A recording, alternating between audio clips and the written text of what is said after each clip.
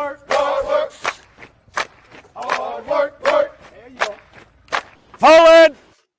Hard work, hard work. Hard work, hard work. Hard work, work. There you go. Forward. Hard work, hard work. Hard work, hard work. Hard work, work. There you go. Forward. Hard work, hard work. Hard work. Fall in. Hey, good morning, good morning, good morning. You know what it is. It's me, your boy Trey, and you're rocking with your favorite vets on the next First Formation Sports Talk. So come on and fall in with us as we get into the lowdown and nitty gritty. Just a little conversations here and there. You never know what you're going to really get, but you know we're going to talk about it. So yesterday, of course, if you was paying attention, there was plenty going on as far as it when it goes down to the not major league yet, but college. As you know, there's basically just 14, 16 potentially that was left yesterday. TCU and Oral Roberts faced off against one another, as well as LSU and Tennessee. At the end of it all, once the day had moved on to the next, TCU had won 6-1 over Oral Roberts. LSU gets a 5-0 shutout over Tennessee, which basically puts them in range to play Florida and LSU. Wake Forest and Florida face off today for the double elimination round. Florida and TCU will do battle today at 1 o'clock. Wake Forest and LSU at 6. Of course, the winners of that game will move on to the other elimination game if necessary to put it in perspective for who will face off in Game 1 of the Men's World Series Championship series on Saturday. I know you was out for a second there, bro. So I will afford you the opportunity to gloat about not one, not two, but two, with the chance in which they say a very good chance of going back to back to back for the Oklahoma City women's softball. That's right, man. But yeah, raise up, man. WGO first off, man. Happy hump day on this Wednesday. Hopefully this is finding everybody doing great this morning. And yeah, we did miss that, man. We did miss that my Boomer Sooner female women did take another back-to-back national softball championship. Them girls is a dynasty. They are a dynasty in softball. Right now, without question. They're the prominent ones. They put out the top players, and they're freshmen usually. So, like I said, at the time what you did it, I was like, hats off to them. Of course, the feat is phenomenal. So back to back is a possibility next year. But the way they ran through the field this year, one loss, it's hard to duplicate, I'm sure. They took one entire season. One loss. That's a feat because they play a lot of softball games. One loss. That's a lot, man. That says a lot about that program. But man, shouts out to them. But let's also let me say this. Y'all know that's why I got the GOAT down here at the bottom, because the GOAT is because I believe, and you could correct me if I'm wrong there, sir, but I believe if I said, I believe I said if Denver and Miami were to go into the finals, that Miami wouldn't have nothing for them Nuggets. Now, I said it would be a clean sweep. However, I was wrong about that half or that portion of it, but it was a gentleman's sweep. And I told the young man by the name, who's really a good friend of mine. He's a good friend of mine. He's one of my frat brothers. And I explained to him when he he felt like the Lakers had a chance. I don't know if y'all know this guy, but this guy, he had such high hopes for the Lakers. And I explained to this young man, I said, bro, y'all got to understand, This dude has something to prove. And when I said this dude, I was talking about the Joker. I was talking about the Joker. I was saying this man has something to prove simply for the fact of the matter that he didn't win MVP. And because he wasn't a 3-peat MVP winner, it was his duty to prove to everyone why he should have been. Mm-hmm. And I will have to say, he proved it. He proved it. I stated to my young constituent that this man averages a triple-double. If he continuously averages a triple-double through the postseason, they will win an NBA title. And that's basically what that man did. That is basically what that man did. Now, I'm not taking nothing from Jamal Murray. I'm not. Mm-hmm. I'm not going to take nothing from Jamal. Mm-hmm. Because obviously Jamal Murray was a key element on why they didn't make it last year. Because that man came in with a purpose. Even potentially why LA won their championship in 2020. Because Jamal was gone. Yeah, so I acknowledge key element. Key element. Key element. He definitely came in and show improved and did what they had to do. Now, shout out to what's his name? Good Lord, I can't think of it. I just had it. Jimmy Buckets. Jimmy Buckets. He tried. He just didn't have no help, man. He had no help. Adebayo couldn't do nothing with the Joker, man. He couldn't hold that man's coattail. He couldn't do nothing with him. And I told you that, Trey. I told you that. For those that don't know, that constituent I was talking about, I was Trey. That was him. I told you Jimmy Buckets could not hold the Joker's coattail in no way, form, or fashion. He know what to do. Do I guard him out here? Do I protect the paint? Do I do what do I do? I'm here to simply cause trouble. T. Morris, Larry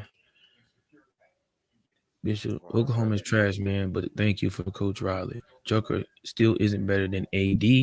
Lakers. Oh, here we go. Oh my. Wayne. First, he's not on the nothing. First of all, Wayne, you can't come in here and talk about some Lakers 20 and 24 champions. First of all, when y'all just got swept.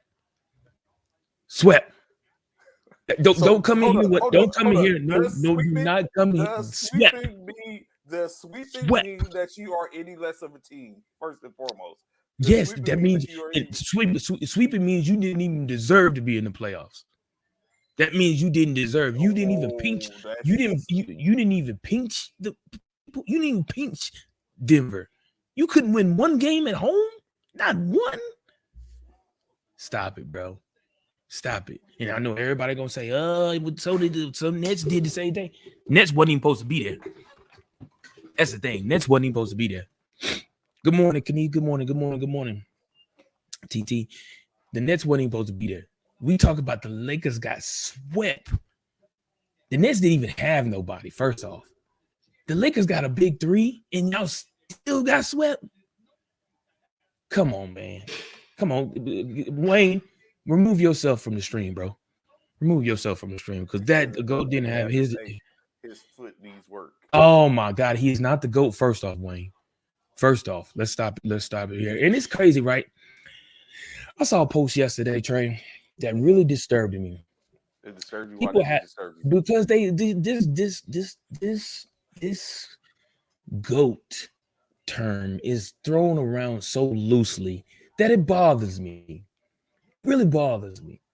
Because we steady trying to put this man, the LeBron James, on GOAT status. And he's not deserving. He's not deserving. He's not deserving of GOAT status. I will put Steph Curry at GOAT status before I put LeBron James.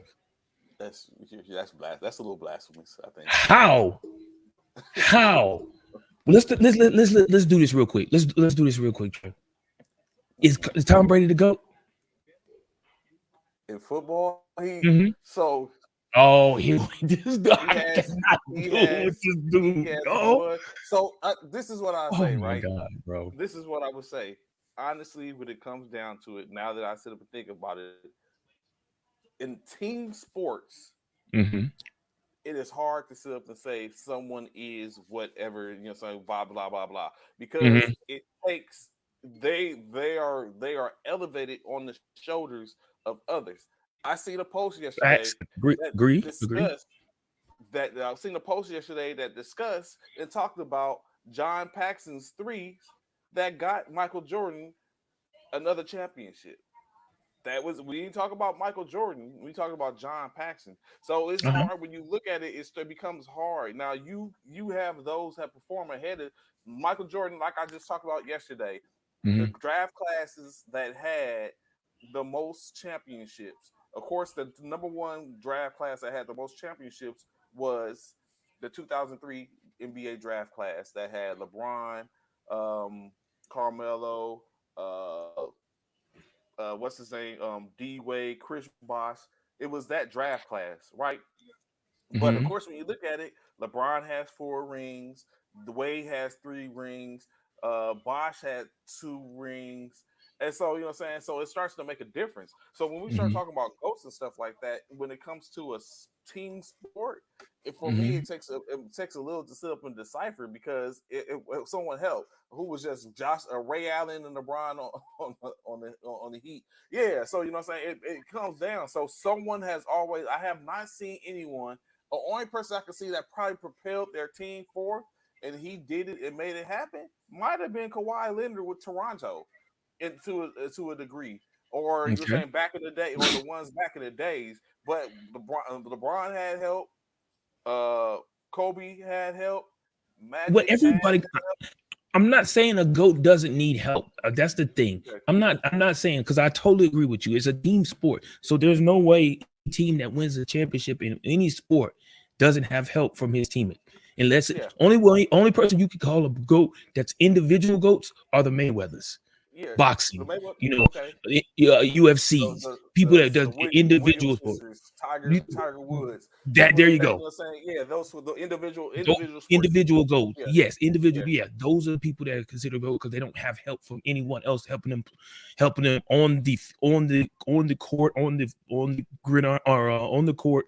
When we talk about the court, tennis, or on the yeah. green, when we But talk about you Tiger have to rely rely in the rely, rely ring, specifically on yourself right? It's when it all comes head you. to head. Yeah, it's all you. But to go back to it, when we look at it, the best players, like, it's error. I honestly think it's error driven, Okay, because and I can agree to that. I can agree to yeah, you. I can agree I think with it's you with error that. driven. Every era has their goats. Like everybody would say, Wilt Chamberlain was probably the goat in that era. Hmm. It could be When questionable, you look at it now, it's very questionable. but right, it could be questionable, but it's questionable in any era. Like you said, when it's all said and done, it's questionable in any era.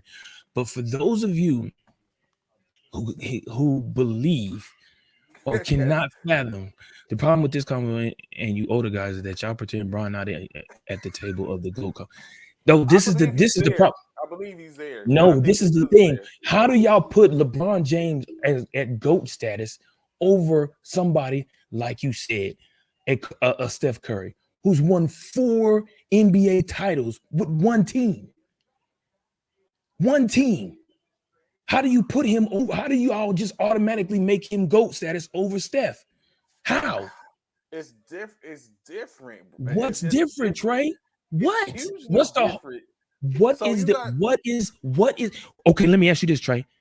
And so I let's get look it. at We're it like talking. this. We're talking Remove the about. We're talking. championships. Remove the Okay, championships. we and I was about to go there. We can even do that. We can remove Remove the championships. championships. Who is If the you pure remove, best shooter you've ever seen? he is true. He So is. But come on. but if you like I said, you remove the championships. Now what you Okay, have is, before player, LeBron, player, he player versus player. Yeah. player versus player. LeBron, when Okay. he came in, I haven't seen the shooting stars yet on with LeBron and them. I won't have to take a look at it with basically the story about him coming up in school. But if you remove the championships, LeBron was a problem coming into the NBA. Like he was a huge problem, and even when he before he started winning, because he didn't start winning until he went to Miami. Though he single that handedly part took his team to the to some to to an the NBA final, NBA yeah. finals, right? And some So yeah, so he Eastern did that Championship, prior to. Yeah, he right? did that prior to. That's something to take a look at. Honestly, when I Does when you that look at make it, you he was a problem. Snow? Does that make you the GOAT? No, that is not. No, that doesn't make you GOAT status because you average more Alex has a good points. point. Alex has a Who? good point. Alex had a good point. Did the Lakers just beat the Warriors? What does that have to do with anything? That was a head to head. LeBron was there. Steph was there. Okay, what does that have to do with anything though? We're not saying. Hold on, listen. We're not saying that Michael Jordan got beat too. Okay. Jordan got Touche. beat. Serena Williams got beat. Tiger Woods got beat. Only person that didn't get beat is Mayweather. I mean, we've got GOATs out there that have got beat. Tom Brady's gotten beat. What does that have to do with anything? That's irrelevant. The GOAT doesn't solidify you of not being able to be beaten. It just says that you're the greatest of all time to play the sport. That's all it is. It is not saying you're undefeated and that you can't. Only person that can say that is Floyd Mayweather right now. That's it. That's it. Everybody else, you cannot put that in. You cannot put that stipulation on it because you got beat by the Warriors. Okay, and well, I guess didn't the Warriors beat anybody else in them? I'm sure the Warriors have beat LeBron James to win one of them 4 championships easily. Alex, I think it goes back to like Alex really? was saying, no one will put Steph's career over LeBron. Just like we was talking about, no one is trying to say they want. No one is trying to say that they want Robert Ory's career over certain people's. Is like no one's going to put Steph like career. Steph has had an immaculate career. He's a future Hall of Famer. But without shadow of doubt, and so is LeBron. So is LeBron. They're gonna be first ballots without question. Yeah, so it's without a doubt that that's what the case is. I just think it's two different. They're two different type of games. Players, facts. LeBron's game has evolutionized. Where I think Shaquille O'Neal, LeBron James game. Stop it, Freddie. Hold on, Trey. How did the Warriors have to be stacked to beat Bron? And don't worry, I'll wait. Because if I'm not mistaken, the Warriors team has been the Warriors team except when they got KD. And when they got Wiggins.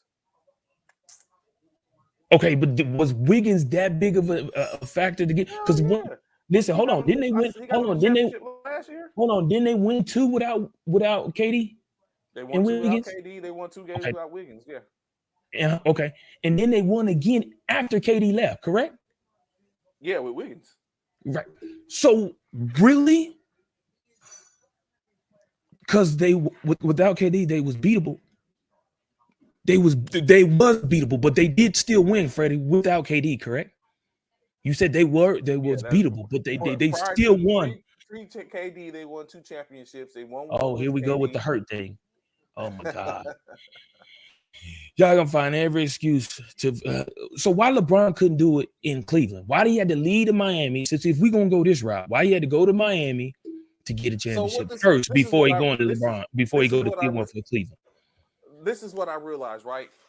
When was the last time? And I'm very sure we would know it because it's out there. When was the last time any?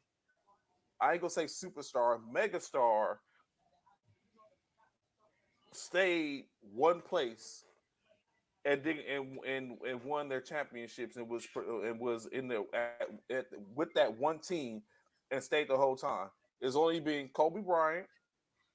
Actually, the last person did it was Dirk, but Kobe, Mike. Well, technically, Mike. Yeah. I guess you could say. Yeah, technically, Michael did. Tim Duncan, Manu. Like all of them stayed, you know what I'm saying? Dirk was the last person that did it. And guess what? You could also say Dwayne Wade. No, Wade left. Where he go to? He got bounced around. Wade was in Cleveland. He was in Chicago. Wade did. What? He didn't Who, win Wade? nowhere else, but he played for other teams. Dwayne Wade he didn't win. I'm talking about winning though. Oh yeah, he didn't win nowhere. I'm just saying that stayed with his team the whole time because you brought up He went to Freddie. LeBron. MJ went to the Wizards in his 40s. He went to the Wizards in his 40s and they didn't win a championship. Yeah, we're talking about a person. We're talking about let's talk about people in their prime. Let's talk about players in their prime that went somewhere and won championships. The point I'm trying to make is what we see. I think now everybody leaves, Freddie. The culture, everybody leaves. Now, yeah, I think now what the culture does is those players, like you would think, okay, this is a good ass player, or quote unquote the GOAT. He's not going anywhere. But these players, that's what it happens now. They leave to go other places. So I think it's a little. So you're going to see that with, like you said, LeBron went and did it. He left because he felt like Cleveland wasn't bringing anything in. He was wasting away there. They got together and they put together. They decided, hey, we're going to all go here. Miami was able to make it work, kind of like what we're probably going to see when it comes to Phoenix. They made it work, and now, or saying Portland or Miami. Again, Miami, they made it work, and then it was beneficial to them. They broke it up. Saying now. You're seeing to where ideally Eric Spoelstra is a tremendously great coach because he doesn't have that same type of chemistry. He doesn't have that same type of roster, but yeah, he's still in the conversation when we talk about the finals. He hasn't won one since, but he's been there. So I think you see the culture of the game has made it to where that's what happens. Like players leave to become great. It works. Not in their prime, Trey. Not in their prime, Trey. You don't think so? Not in their prime. Who left in their prime and won the championship? Went to win the championship outside of LeBron? I would say KD. You don't think KD was in his prime when he left to go to Golden State? Okay, I'll give you KD outside of them two. AD, would you say? Has AD even hit his prime yet? That's the thing. I don't even know.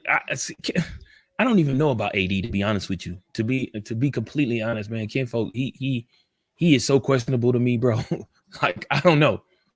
I don't know if we've ever seen. He's definitely hit his prime, but that's what he. I don't know if we've ever seen. No, but honestly, when has AD been a menace, a threat in the league?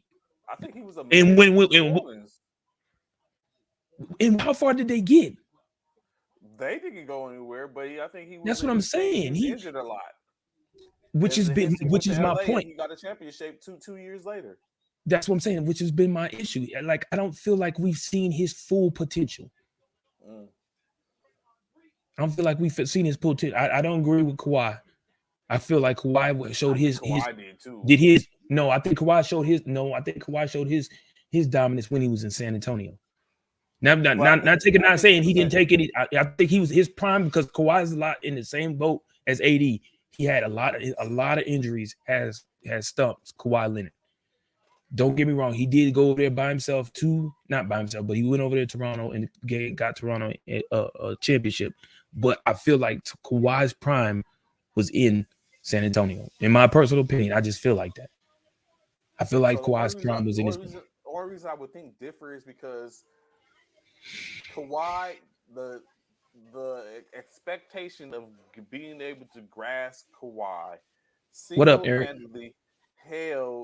Single-handedly held the Laker organization at bay as they waited for him to make his decision. That's how dominant Kawhi was at that particular time. But why was he dominant? That because of what he had done in San Antonio. I totally agree with you.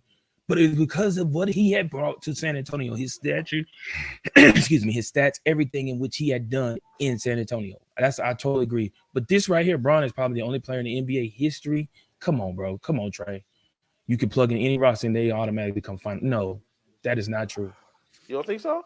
No. I think if he because I tell you right now. Not now. Oh, yeah. That's what I'm talking about. Right now, no, hell no. Hell no. No. I mean, it wouldn't hurt to have him, but I don't think he's that. No, he don't automatically put you in finals contention though. Hell no. Not Kawhi's him. That man won rings with two different teams and hit a game. 7 beat a 1 champion Toronto. I don't care if Golden State was hurt. He did that. Facts, Wayne. Straight will agree with That's you on why that. Straight with you. I think that's why I think Kawhi. Like when you look at Kawhi, like that year, in which I You don't know talking about what Toronto year? Yeah, that Toronto year. That Yeah. year is the year where he ended up going to the free agency next year. I mean, the following that year he went to free agency later on the year, and he single handedly held up the Lakers from going after anyone else and basically just for him to change his mind and decide he's going to go to the cross city rival and be across the hall. And so it was definitely very strategic. That's when him and Paul George both ended up on the same team, in which no one seen it coming, and then they both ended up in LA with the Clippers. So, and the Lakers have struggled to beat them since, even with LeBron and AD and all that type of stuff. So it's Kawhi. I think it deserves. Wayne, you can say that about you. Wayne, you can say that about a bunch of players. You can say that about KD. You can say that about KD. You can put him on any team, the Detroit Pistons, and they playoff contenders. You can say that about KD. You could probably say that. You could almost probably say that about Dirk. Oh no, not Dirk. Yeah. Jokic. Yeah, joke. Like, come on, bro. You saying something that's not that's like you trying to Wayne. You almost saying something that's impossible. You can say that. You probably can say that about Greek Freak too. Put them on any team and guarantee they're contenders. Like, come on, bro. I just named you say no, Snow. I just said KD. Yes, you can with KD. Anytime they put KD on any team, and Trey, tell me if I'm wrong. Any team KD has been on, have they not put them as playoff contenders? Yeah. Every team he's been on since he's left, every team KD has been on. Name one team he has been on when he switched from when he left Dallas. Name one team he's been on. They said they weren't a contender when he went there. And I'll wait. KD. I'll wait. Or Kyrie. KD. No, KD. Name one team he didn't when he went to the. They've all been here. Yeah, every single one of them. Every one of them. Stop it, bro. Name one. What are you freaking serious, bro? Giannis pretty much carried the entire Bucks team by himself this season because whatchamacallit was hurt. Middleton. Are you freaking serious, bro? If that ain't affecting the game, you're out of your mind. KD held the team down in Brooklyn when Kyrie couldn't play. If that's not affecting the team, you're out of your mind. So I think honestly, like from this point, come on, bro. Snow made that where it says Detroit. If KD is in Detroit, they are not in the playoffs. I think if you put KD in Detroit, well, probably not this KD, not this team, because Detroit. I think Detroit is going to be on up and coming, but I do think someone like even LeBron. Honestly, when you look at LeBron, or if you put KD on a certain team, LeBron came to LA. And when he came to LA, the roster that LA had was a roster to which it was underdeveloped because now those players are other places doing great things. The players on the roster was underdeveloped, and they didn't help.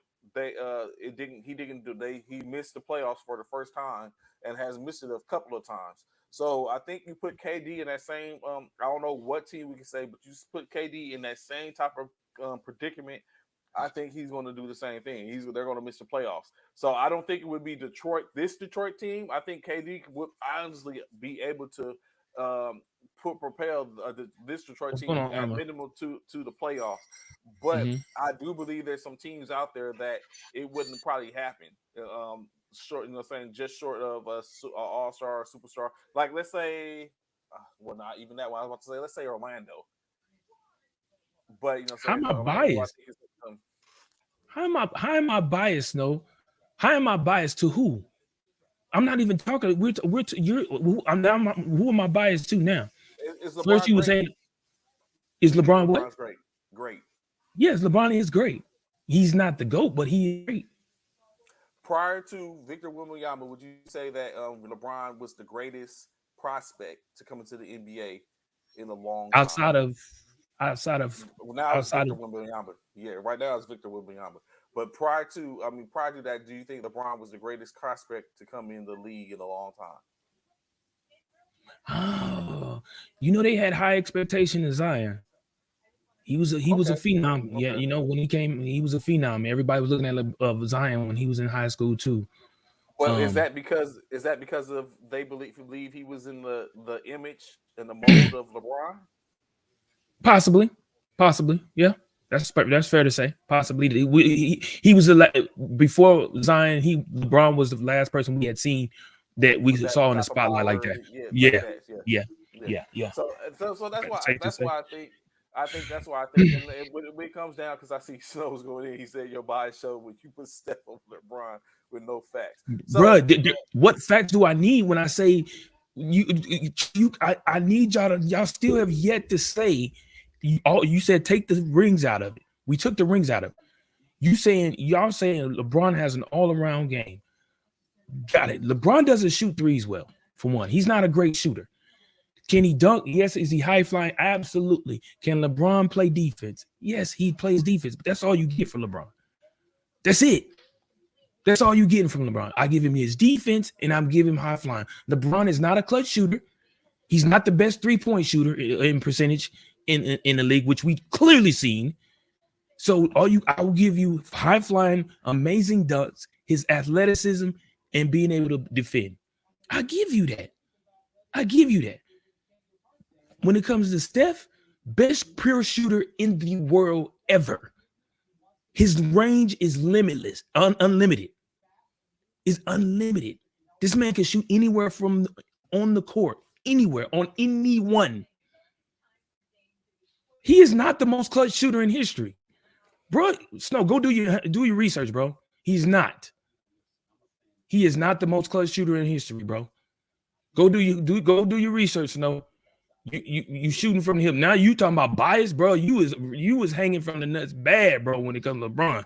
You was all, bro. He is not the most clutch shooter. Stop it.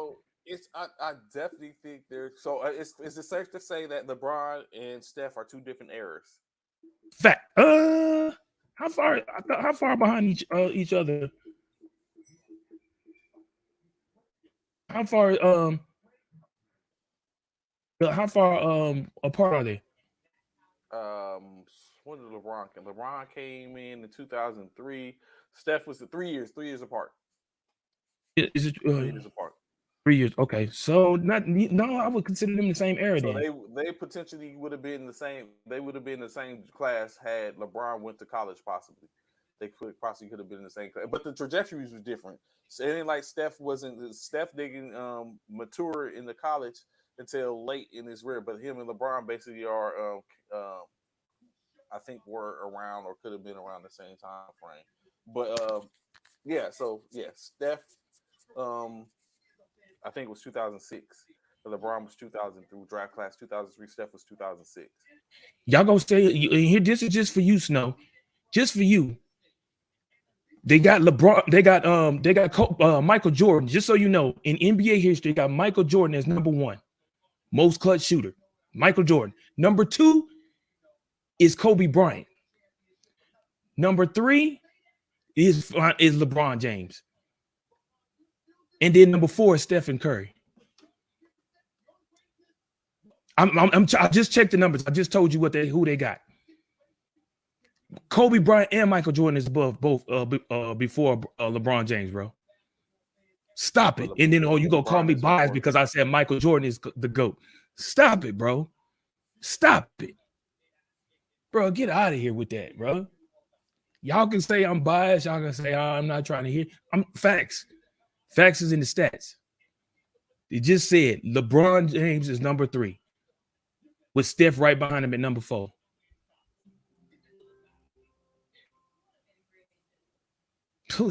Yo. Oh my goodness. So, as we know, of course, the Victor Wembanyama trade is coming up. The sweepstakes. Draft. What we thought was tomorrow. What we thought was the sweepstakes. Would anyone be surprised? All the listeners that's out there, would anyone be surprised if Victor Wembanyama did not go number 1? Would it be surprised? Everybody would be surprised. I wouldn't. Everyone. Why? I wouldn't. Why? I just don't necessarily. Me personally, I don't believe in the fact of you pick the best player regardless of the situation. I don't think they need a Victor Wembanyama. Who does it? The Spurs? The Spurs, Why don't they? Yeah. Why don't they?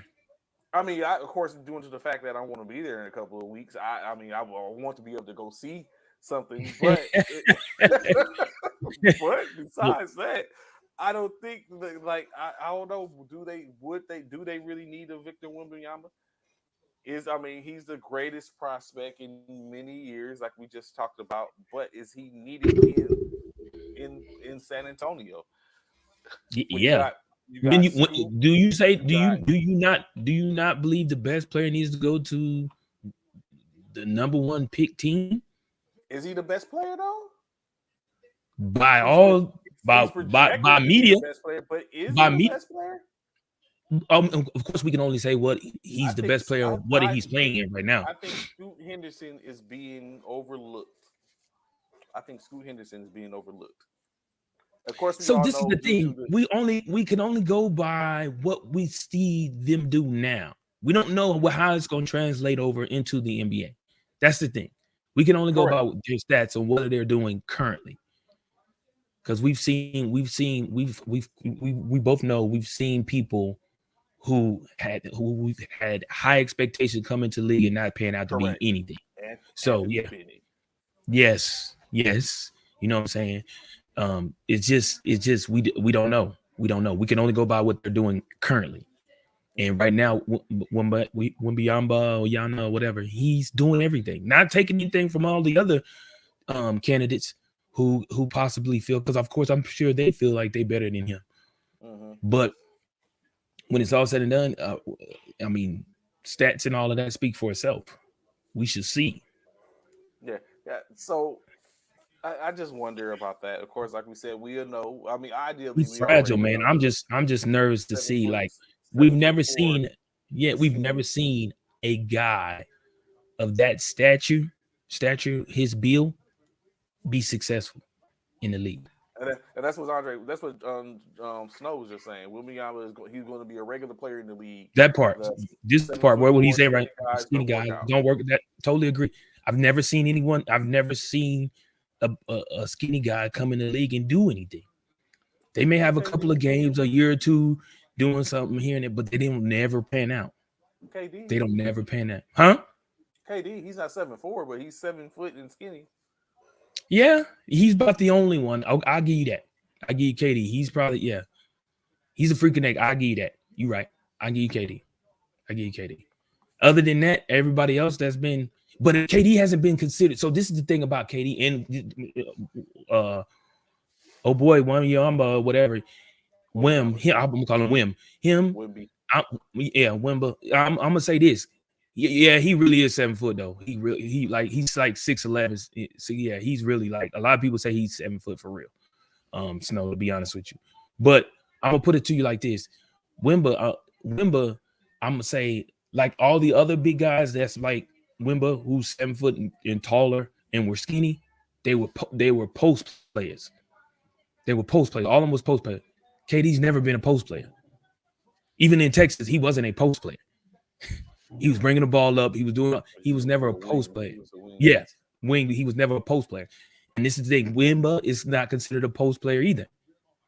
So if he could come in and have the same type of gameplay as KD, he may change people's mind about, the skinny guys coming in playing great ball.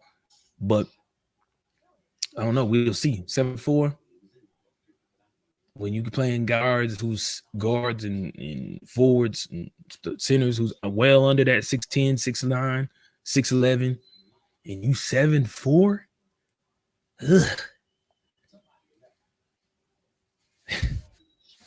that's He's definitely going to be he's going to get some love, of course. Probably not the love he won't, but he's definitely going to be looked at. We still got Chet Holmgren. That's another Chet Holmgren. Yes, that's going to get some burn at some point. So it really comes down to, I don't know, because it's not too many he's going to really have to contend to with in the middle to even be considered that man. I mean, someone like the Joker is probably going to brutalize him. You're going to have a few people. Joker, Greek, Joker, Greek, Lofton, like from what's up? Memphis. Like, it's some people that's gonna go after What's him. in Philadelphia? Embiid. Embiid, like them boys is gonna murder him in the paint. All he has, the good thing about Wimba is that he's gonna have it. Being 7'4", his wingspan is gonna be phenomenal. Like this dude probably could touch the rim just standing flat-footed. So that's what he's going to have over them is his And I wingspan, believe his he height. has the ability to shoot, so he's going to be able to bring him out He the paint. does. So it's going to be a lot. It's going to be a lot. In state, it's going to be a lot when it comes down to it. That's going to be going on. And so he might be better than advertised. He might be a little better than a regular player. He might not be a person that goes out and get tremendous points, but he's probably going to nick and dime here and there, and it's going to be enough to just impact. Like you said, 7'4" wingspan. It's going to be hard to shoot over him for anybody, Anybody. Yeah, but the anybody. agility. Now, coming back a little, like you said, we know the draft is going to be tomorrow. What do you look at when you hear Portland is willing to, or possibly looking to trade that number 3 draft spot Dame in order and Dame. To help Dame and bring in a player like Bam Adebayo? Well, I know there's rumors that LA is going to go ahead and move on from Paul George. So, you know, saying, what do you think about when you hear that? Is it worth at this day and age? Of course, there's not a huge big selection, but I mean, the top three right now is Victor Wembanyama, Brandon Miller, and Scoot Henderson in no particular order. Going back to the value of a player when you look at it, and the possibility of, first and foremost, are you willing to bring in a younger talent or trade away that young talent to somebody else to bring in what you know as a young a talent already, but this talent ain't got no championships. It hasn't been on a championship caliber team. Like, what's the mindset for you in that type of situation?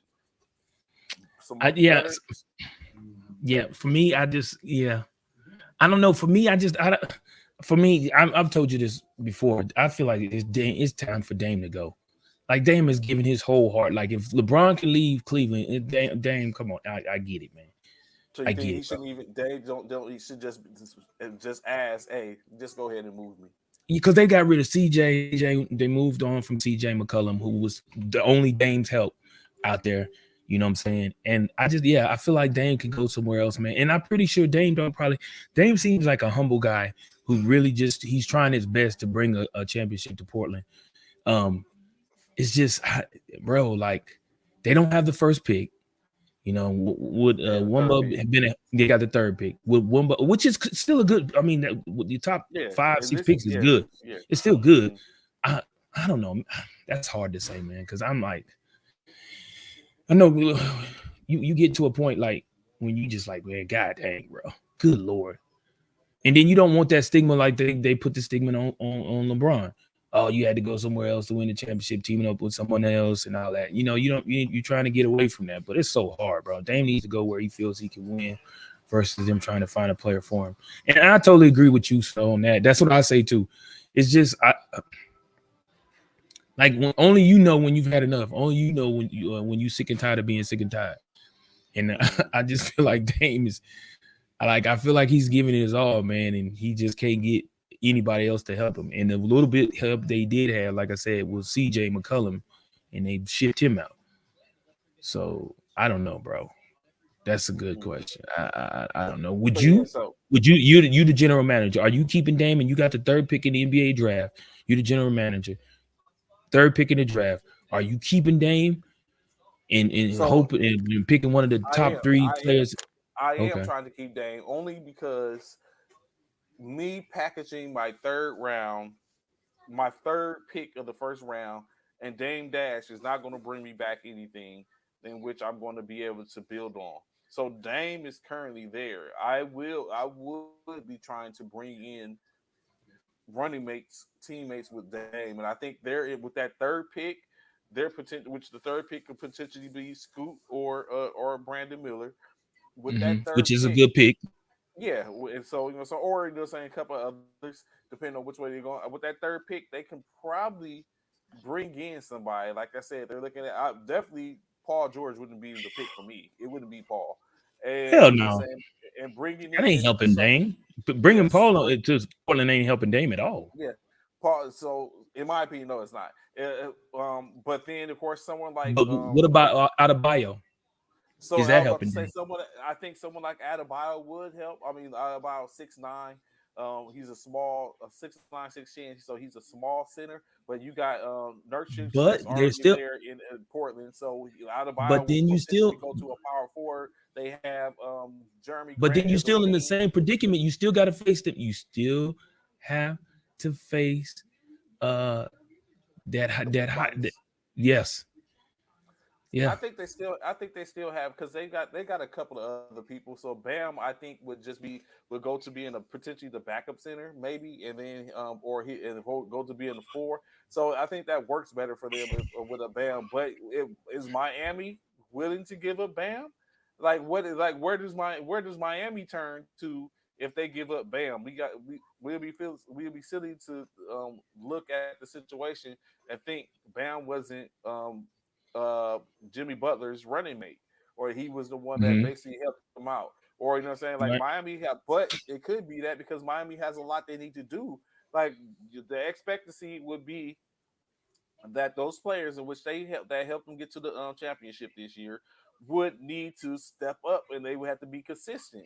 That's Caleb Martin. That's Tyler uh, Hero, which Max was hurt. Struess, was Tyler here was hurt. Max Struess, Gabe Vincent, like they would be expected to step up again for the course of the season. And I don't know, maybe they would be ready for that. Maybe they wouldn't. Some of them I think are up for extensions. So it's like, are we gonna pay these guys for them to come and be mediocre? Like they disappeared. A Mm-hmm. couple of them disappeared in the when it was needed the most, or was that Denver just that more dominant to where they was just where they were able to do enact their dominance on them. So instead it comes out to that in my opinion. So I personally would go for Bam, even though I don't know if that's going to be if they're For going to be able to Portland. get that. In Portland. Yeah. I would go with Okay. Bam. I would try to bring because losing Dame is not going to do anything except for it's not going to do anything for you It's gonna at set you this back. point. It's gonna Yeah, set you back. the only thing they can do to build upon that is draft a player that potentially, if they was to lose a Dame later on, that player has already solidified himself as a star in some aspect. And then now you basically recreate the wheel where you're now trying to bring in a player to go along with him for the most part. But just getting ready to Dame and looking to bring in somebody like who else can you go and get to bring in Dame or you know saying or who is going to be willing to trade Dame their star player for a Dame Lillard and the third round draft pick. I don't think there's anyone big enough out there that's going to pull that type. That's going to be is going to do that. That's like that's giving up someone like Luka Doncic for Dame and a third round pick. And I'm very sure someone else comes with that, or you know, so no. I don't think any team is willing to do that draw to get rid of their top player unless it's an ailing player and an aging What about player AD? like Can you see AD. AD in Portland with Dame? LA would probably do that. LA would probably do that, but it's different. It's LA. If you bring Dame in the number 3 draft pick to LA, you're going to bring somebody that's going to backfill AD. You want to get someone that could be of the backfield at AD. That's going to be that'd be like, okay, well, we'll do that because we're going to get this person out on a bargain discount to bring in someone that's going to be able to get that situation. So it's definitely so yeah, LA might do something like that, but it's not too many more that's going to be able to pull that. And hell, Portland might not want that. Portland might feel like AD ain't the answer Facts. for a third Facts. and a six, or for a Dame and a six on a third. So it's definitely going a 3. So it's definitely going to pan out differently. Something that we have not spoke about, and which What's up? was 25 games just right, too much or too little. 25 game suspension for John Morant.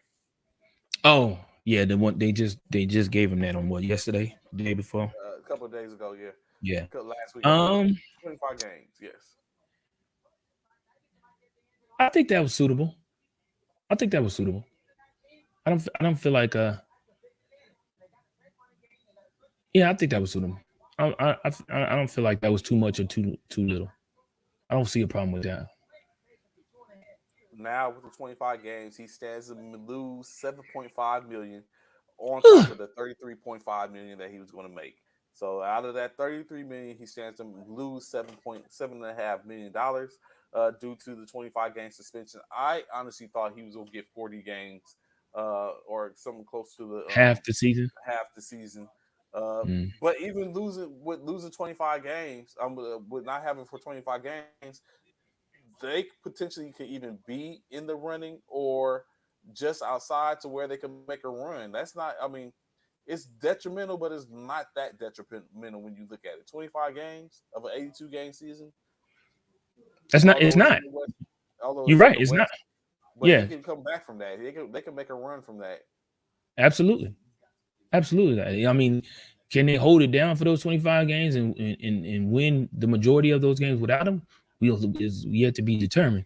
But definitely they could definitely bounce back from it without question. Now the question is, what is he going to do? What he needs to do to be absent while he out for 25 games? Is he going to come in and be ready to hit the court running when on that 26th game and be able to play at the same level in which he was playing at before the suspension? So that's the question. That's the question at hand. So with him last year, they were 16-9 through the first 25 games.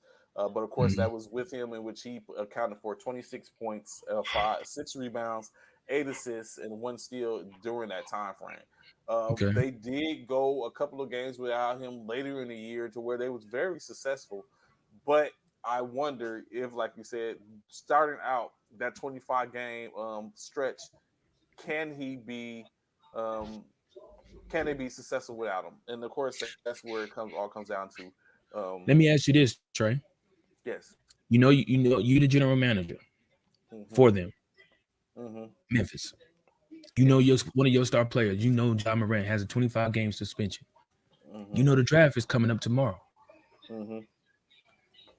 Do you take an opportunity and possibly trade your so-called maybe possible franchise player to get a bigger and better spot in the draft?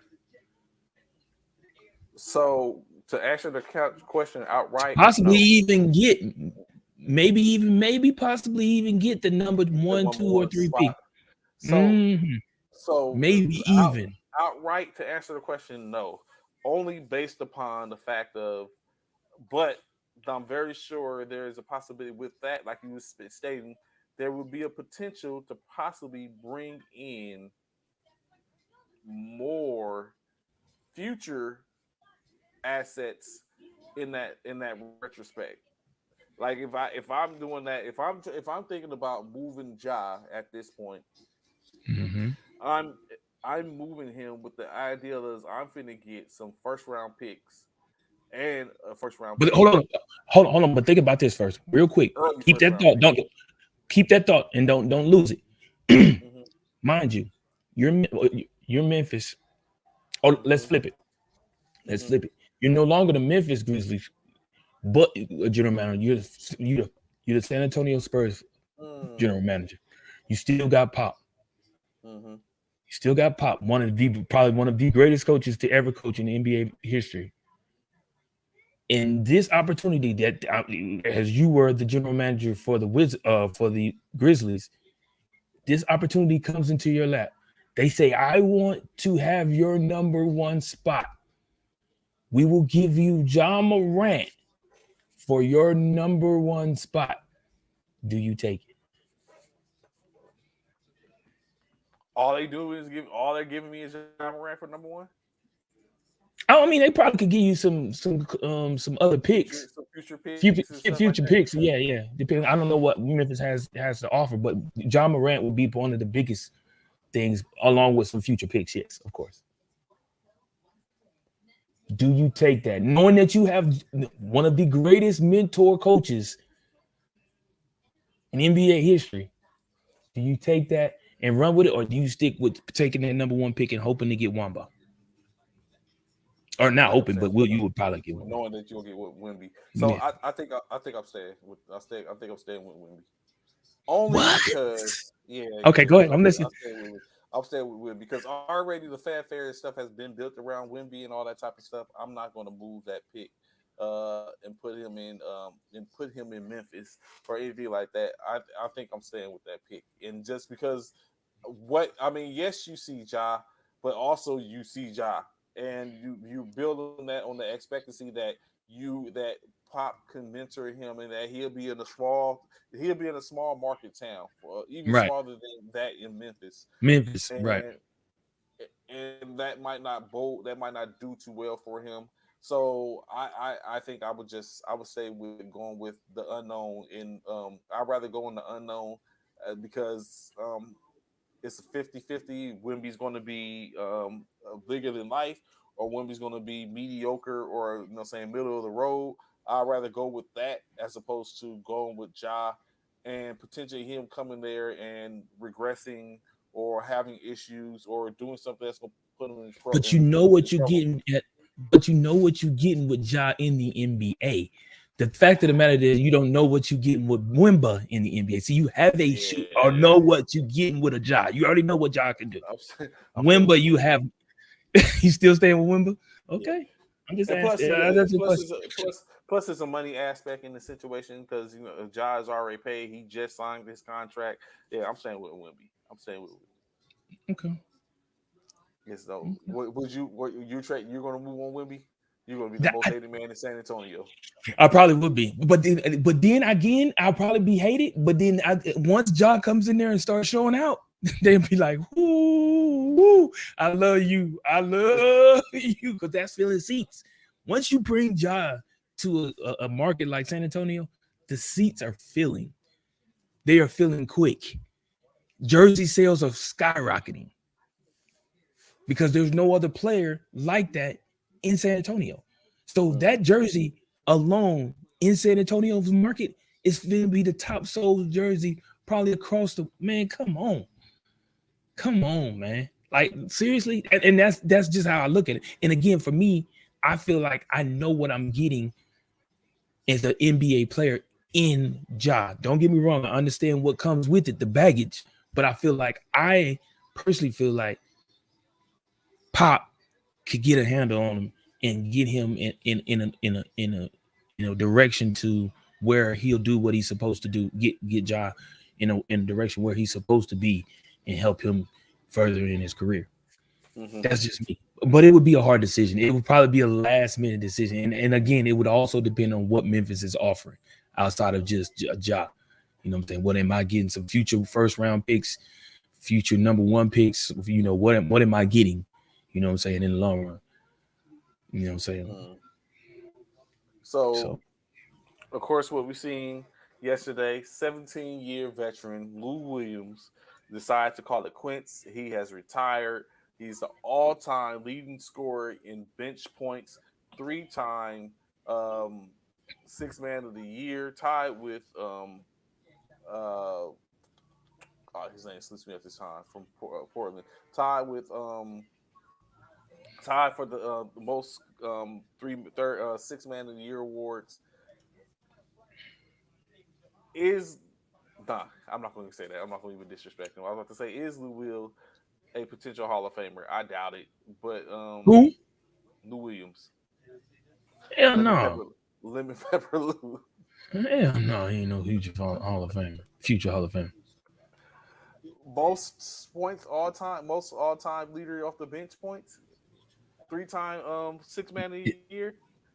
Is that? He's okay. First ballot. Okay. Definitely not first ballot, but can he potentially get in? Is he a second ballot? Nah, second ballot. It's too much. Yeah, that part. It's too many people. He potentially could get in. Maybe I think he probably could get in. That might he might be able to finesse and get in off of saying that. Yeah. career crazy. six man of the year, 3 years in 17 years. Leading scorer. Of course, he's played with Toronto, Philadelphia, the Lakers, Houston, the Clippers, and Atlanta. Um, yeah, he might finish his career with 15,593 points, which is 131st in NBA history. Yeah. It Jamal Crawford, that's who else. And him and Jamal Crawford hold the Okay. most six man of the year awards, 3 apiece. So I don't know. We'll see. I guess definitely not first ballot, but he might be able to. He might have etched the name for himself He for future possibly. ballots. Possibly. Yeah, it'll be a minute. Yeah. In my Oh yeah. in my Definitely opinion, without a it'll be a doubt. minute. Yeah. Definitely It'll without a be a doubt. minute. Yeah. But yeah, I can see him being that dude. Yeah.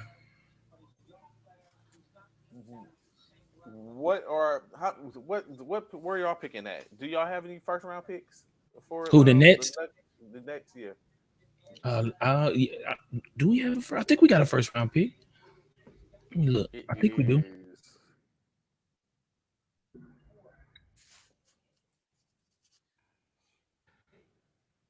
We have 21. Yeah, we got a 20. Oh, we got two. We got 21 and 22. oh y'all back to back. Yeah, we got 21 and 22, and then we got a 21, 22, and 51. 51 in the second round. So Yeah. three picks out of 58. Hmm. Um so currently under contract. Y'all got a lot of players under contract. Spencer Dinwiddie, Patty Mills, Evan Sumner, Oh Cam man, we got Thomas, Patty Mills.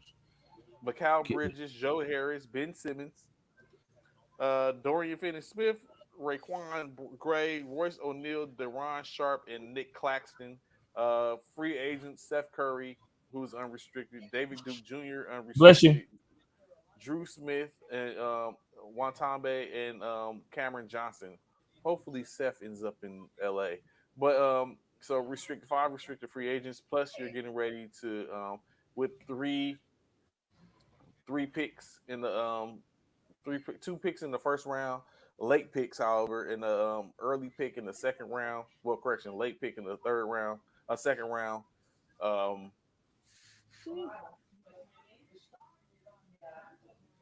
Mikal Bridges is currently y'all's minted star for the most part, most likely.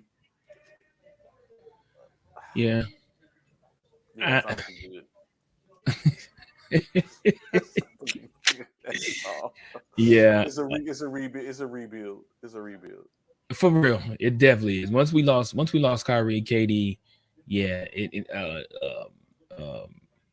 what's his name too? We lost all three of them in this season. Our big three, Kyrie, KD, and uh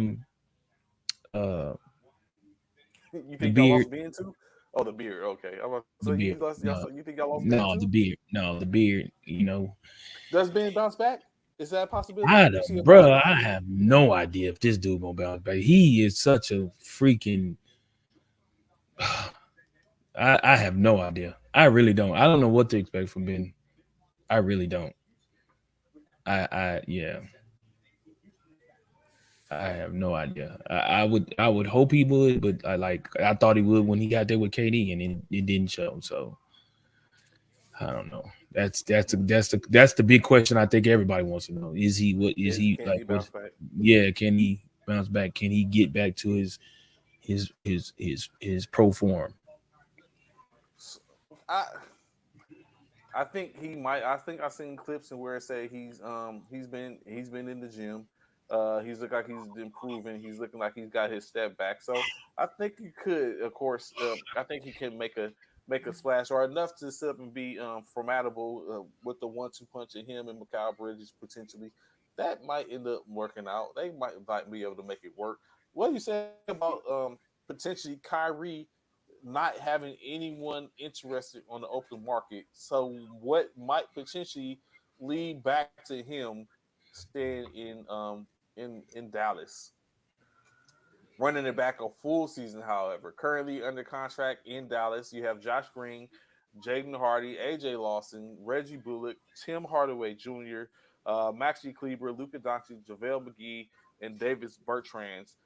Their free agents entail Frank Tulinka, unrestricted free agent, Mike McKinley Wright, the fourth unrestricted free, who is their two-way player, Dwight Powell, Justin Holiday, Christian Wood, who is unrestricted, Markeith Morris, and of course at the top of the list, Kyrie Irving being unrestricted. Um, and then the players that they drafted last year were traded. Jaden Hardy was drafted last year. They kept him.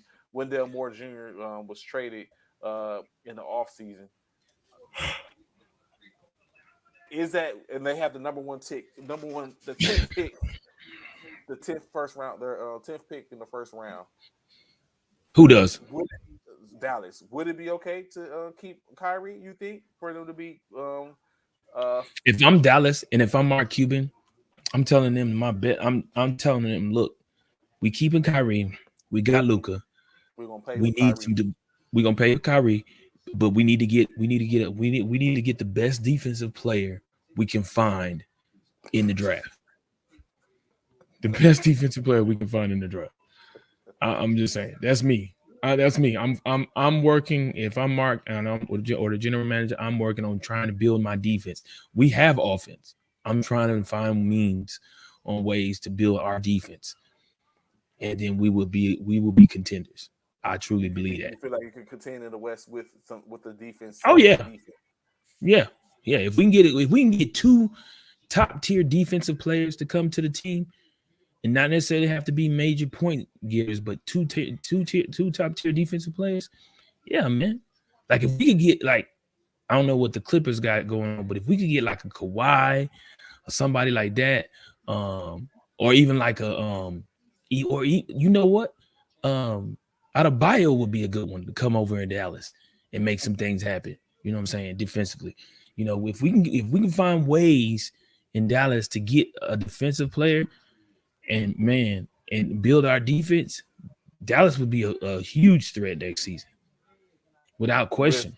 With Kyrie, with Kyrie, yes, with Kyrie. I'm not giving up on Kyrie just after one season. I'm not, because he did come into Dallas proving himself and doing what we've seen Kyrie do.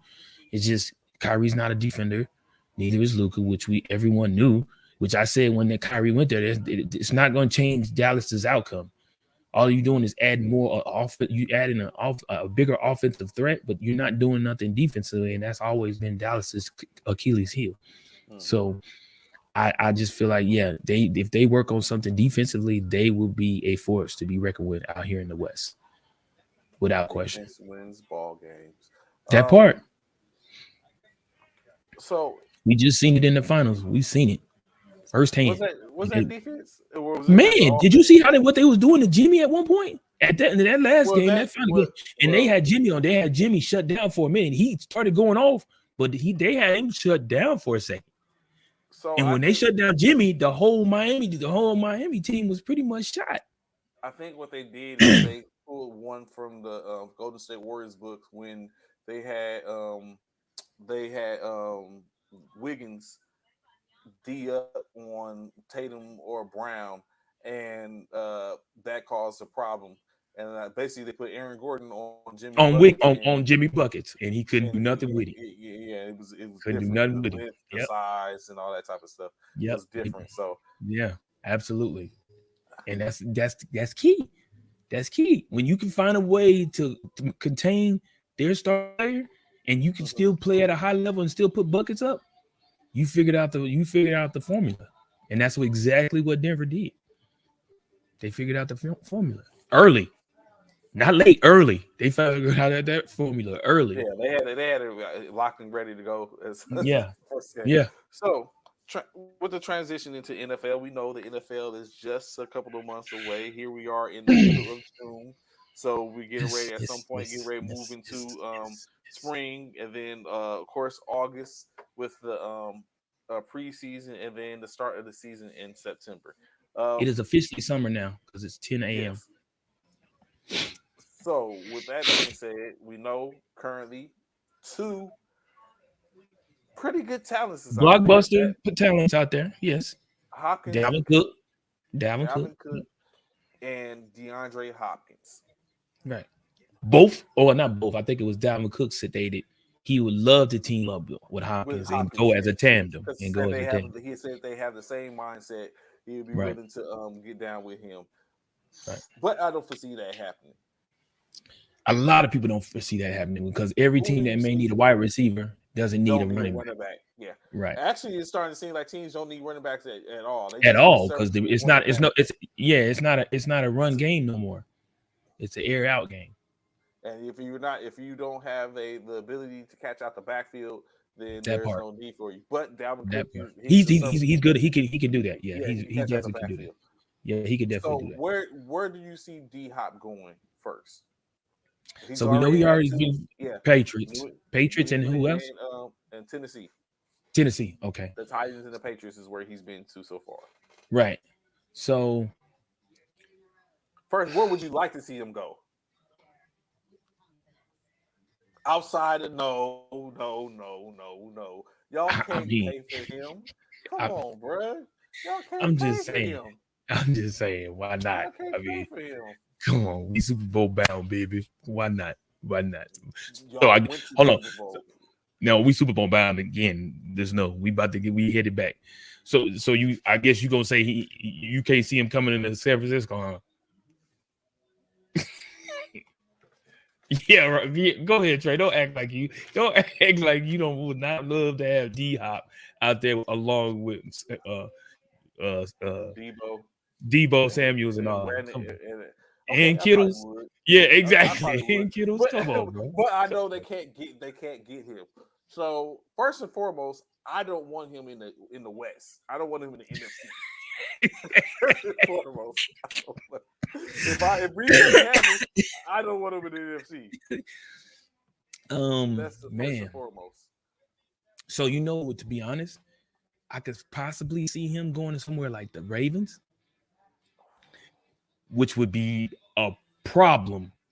Which would be a major problem because they got money. They ain't pay Odell no big money, so they got. I could see him out there with Andrews, Odell, and D Hop. Woo, boy, and you got Lamar throwing it, boy. That would be problems. Buffalo, I could see that. Buffalo, yeah, they can't stay. That's true. They can't stay healthy. However, I'm just saying. Him out there, that'll be a problem. The Jets, him and Aaron Rodgers. Yeah, that would be problem. I think that would be problem. Boy, that is not what you want. That is not what you want. Him out there with the Jets and Aaron. Ooh, wee. No. You done revitalized Aaron. Now you done brought the old Aaron back. If you give him D Hop. The Saints would be a problem. The Saints don't know who their quarterback is, and I don't know if everybody's sold on. It's Carr. But everybody I don't think is sold on Carr, bro. I just don't because what they have is they definitely have to be Carr. Like they have Carr, then they have James. But what about Jameis? James is the backup, so it's Carr. I think that's Carr's team. It's Carr's team. It's Carr's team. Denver. I think Denver already got enough firepower. They got a three-headed monster with Cortland Finnegan. Yeah, we know he might get suspended, Anthony. Yeah, so I think they're good. I think Denver might be good already. Now, what about if they were to get D Hop into a Miami uniform? Ooh, boy. Waddle. Cheetah. First and foremost, do you think he would at this point, if you're D Hop, are you taking a pay cut to play with the right team that has that type of stuff? We're talking about a team like Philadelphia, Cincinnati, San Francisco, Miami. Are you taking or Dallas? Are you taking a pay cut to go play with one of those type of teams to where they are? If I'm D Hop. If you're D Hop, yes. Depends on how big of a pay cut we're talking. It depends on how big of a pay cut we're talking. Depends on how big of a pay cut, because I feel like those teams in which you just named all have opportunities to go to a Super Bowl without question. If especially with my talent, if I'm D-Hop, without question, D-Hop at the age, money is more important than rings. And I get it. I get it. That's why I say it would all depend on how much of a pay cut I'm taking. How much of a pay cut am I taking? In my personal opinion. So I don't know. I think I'm ring chasing, and I'm going to try to go to one of those teams. If it's yeah. I think after your money's gonna come after the fact, like especially if we win. Especially if we money's win. gonna come after the fact. If I come in and now we win, and saying and I show improve to put someone over the top, like we talk about Philly. Think about the wide receiver room in Philadelphia, Baltimore, Miami, Dallas, San Francisco. Like me going there, Kansas City. Yeah, well, I ain't gonna say Kansas City. I think, but in Kansas City, you're there with Mahomes. So right. So you basically replace Smith-Schuster to go there. I think, although I messed up last year, I think Kansas City's in trouble this year. I think Kansas City's in trouble this year. How? But, how? You see their receiving core, their room. I don't think they got it this year. They got the same one from last year. No, Smith-Schuster's gone. He left. But he wasn't a factor like that. He pulled, but he made people think about it. Kansas City is gone this year. I don't foresee of course, because we gonna take them out. We damn sure gonna take them out. Kansas City is gone this year. I don't foresee them being. I think Cincinnati is going to assert themselves. Miami and Cincinnati. Cincinnati's another team. If he was to go over there, that's another one. Yeah, T. Martin and Jerry Martin. Yeah. So you know what I'm saying. So any of those, I'm taking a pay cut to protect. It's only about 5 teams I'm willing to take a pay cut to go team up with. Yeah, if he was to go to Cincinnati, oh my lord. Oh. So definitely that. So. Without a doubt, I'm tapping in with one of those for the most part. Where do you see Dalvin Cook going? Like Anthony said earlier, Cook. I think Bills going to be with his cousin. Right now, I think the Bills. He wants to go to Miami or Miami. Going back. Yeah, he wants to go to Miami, where he's from, right? But of course, it's going to be a little hard. And then they're more of a running back by committee type, in which you don't necessarily need a bell cow running back. But I guess it helps. But as long as he's out and not in the West, as long as he's out in the West, so I can see Dalvin. I can see Dalvin in a few places. I can see Dalvin taking the place. I can see Dalvin taking Ezekiel's place in Dallas. Ooh, I can see that. But that's Pollard's position. I get it, but two hit like you said, a lot of teams are doing running back by committee. Yeah, I can. Ooh, that would be nasty. Boy, I could see him. I hate to say this, but I could see Dalvin Cook going to San Francisco. Again, two-headed monster. So we got a two-headed monster. Is your other one? Is Elijah better than Cook? He's not Cook. He's not Cook. But I think in their system, he can be a good fit. So where they don't look at that, but I don't know. But Cook and McCaffrey. Boy, it's a problem. It's a major problem. It's a major problem. The Bucks do need a running back. They do. Bucks need a running back, but they still got other. Right now you don't. Yeah. Transfer Baker Mayfield. Like I'm not going to the Bucks. Yeah, that right now they Bucks got to find out their quarterback position first.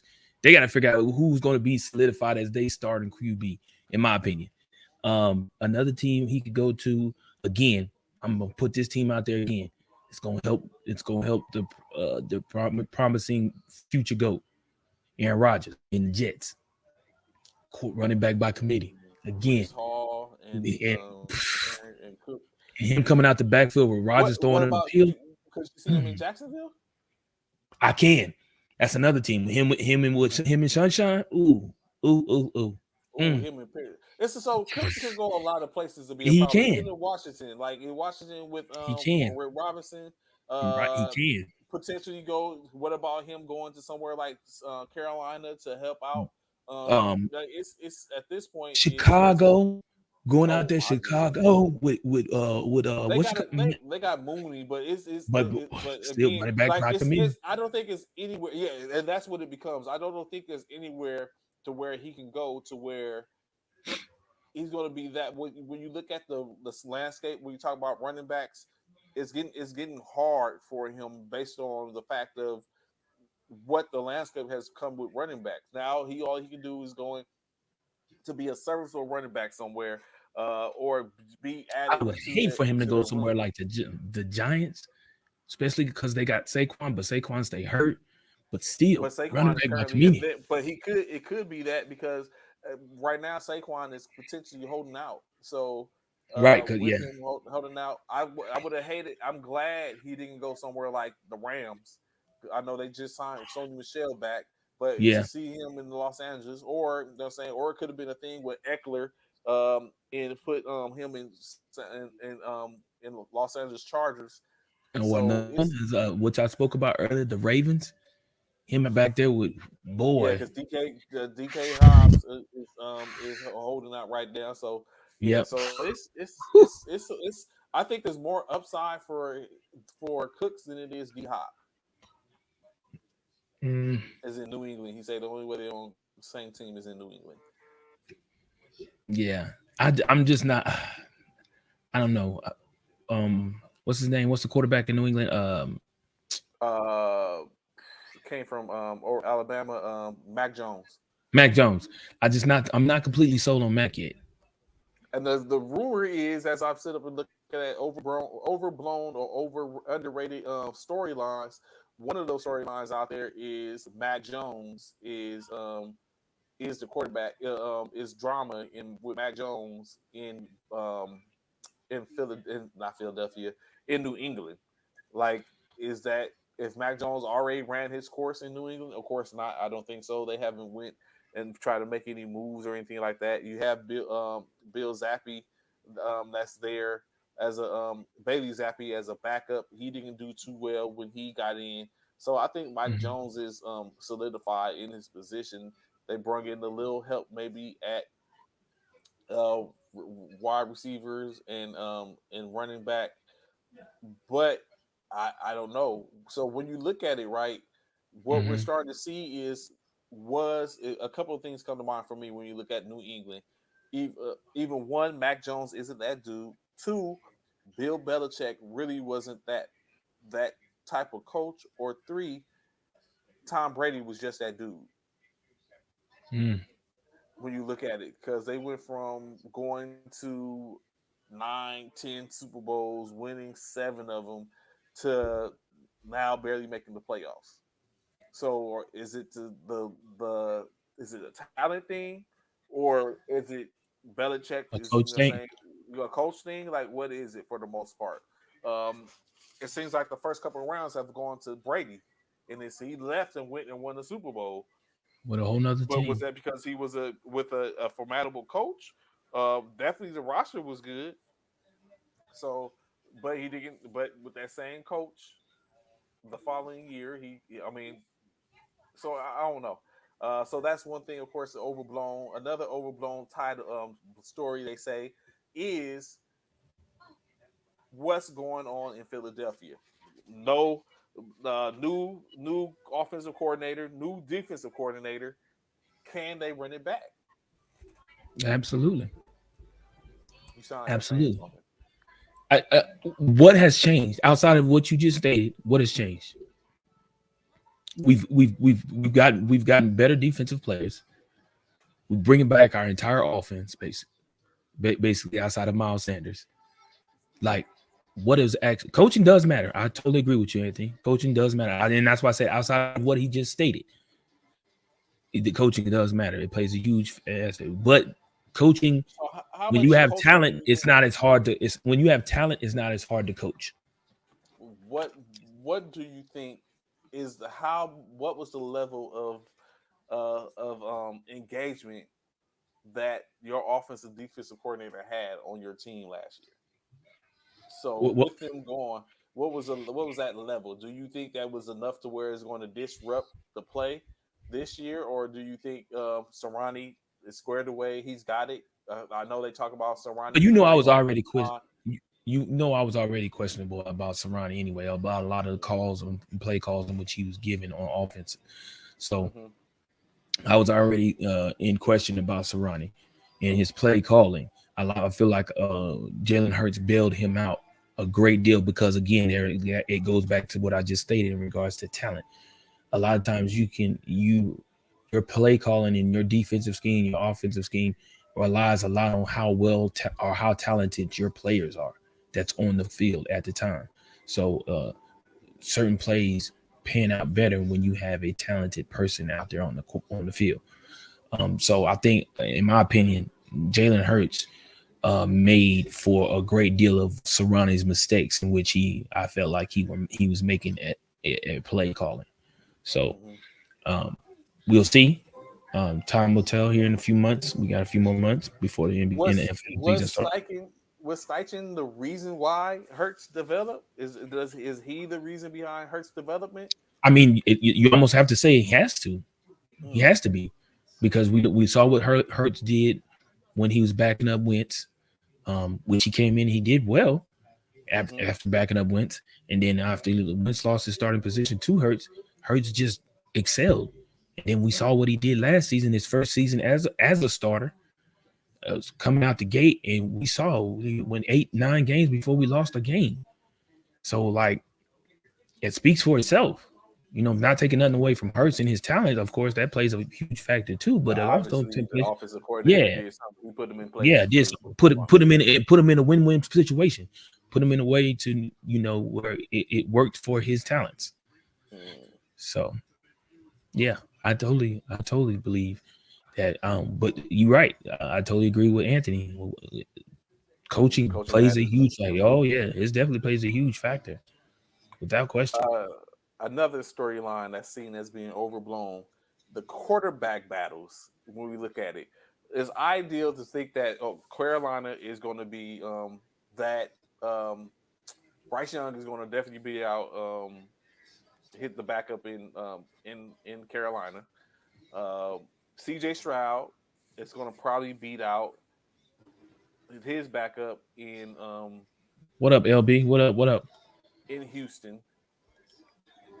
Do you think Anthony Richardson can beat out your man Gardner Minshew in Indianapolis for the starting? I think it's going to be a battle.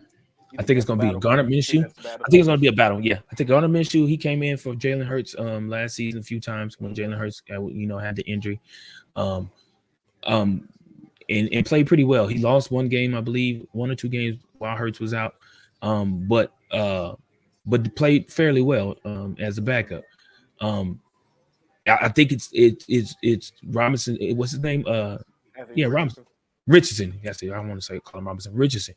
I think it's Anthony Richardson. I think it's Minshew's job to lose, but I think Richardson can come in and absolutely try and put his best foot forward and try and take that position away from Minshew.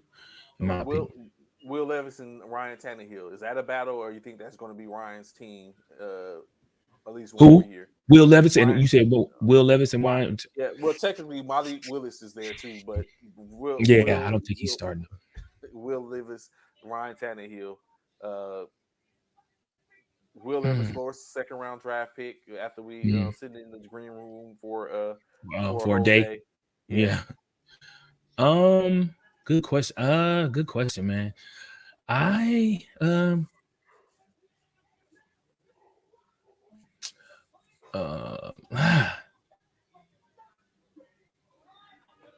Will Levis, he sat to the second round for a reason. That part, okay. He sat it to the second round for a reason.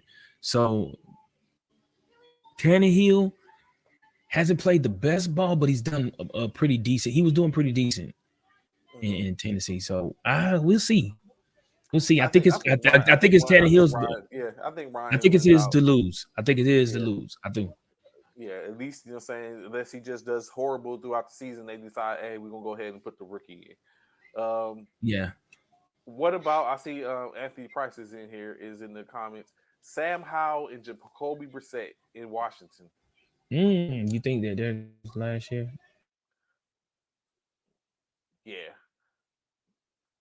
I think Henry. I think it's Henry's last year. I think it's Henry's last year. Oh yeah, yeah, yeah. I think he done after this. I think even the Super Bowl No, could you say said so. Sam Howell and Jacoby Brissett. Does the upstart second year player get a chance, or does Jacoby Brissett come into another organization to be at the helm? We know he served for Deshaun Watson he did. last year. He took the helm for Indianapolis 1 year. He was at Cleveland, so he's been a couple of places. He has starting QB potential. He continues to get these jobs. Do we see Brissett game one in a Commander's uniform starting out, or is this going to be Sam Howell's season? I'd like to hear what Anthony has to say. That's his squad. He said Sam will start, but not finish. He'll start but not finish. Okay. I Sam Howell, Jacoby Brissett. Jacoby Brissett just hasn't been. He just hasn't been promising. I think he hasn't been promising. You know what? I will be willing to say Jacoby Brissett starts, but he might not finish. Ooh. And it might not be based on the fact of but all the wide receivers are big on Sam Howell in Washington. So I think Jacoby Brissett, it's not going to be based on the fact of he's not going to finish because he's doing bad. I think it's going to be a situation to where he hasn't set himself that far apart. What up, kid? Squad. You already know, baby. Let go. There you go with this tomfoolery. But I believe that it's not going to be that. It's just going to be a situation of Brissett having to set himself far enough to hold the position. And what's going to happen is Brissett is going to end up, and then they're going to decide, hey, let's get Sam a spin to see how he's going to do against. He said both. And see what he's going to do to So that's what's going to happen, I think. So I think it's more likely that Sam Howell will get some burn, but it's going to be later because it's going to be based upon what Jacoby Brissett does. Okay, that's fair. Baker Mayfield and Kyle Trask. Baker Mayfield gonna start. I think he's gonna outplay Kyle. My personal opinion, I just do. I feel like he's gonna outplay Kyle Trask. And it's gonna win the starting position. And I'm gonna say it here first. I know you don't like it. But I'm gonna tell you like this right now. Baker Mayfield gonna shine this season. Watch. Tampa? You think so? Mm-hmm. Well, he got the weapons. If he don't. Yeah, I know, and that's what I'm telling you. Wentz going to start because Bucks QB battle will be bad. What do you mean, Wentz? He said Wentz is going to basically get called up. Oh my gosh! I was about to say Wentz ain't even been picked up yet.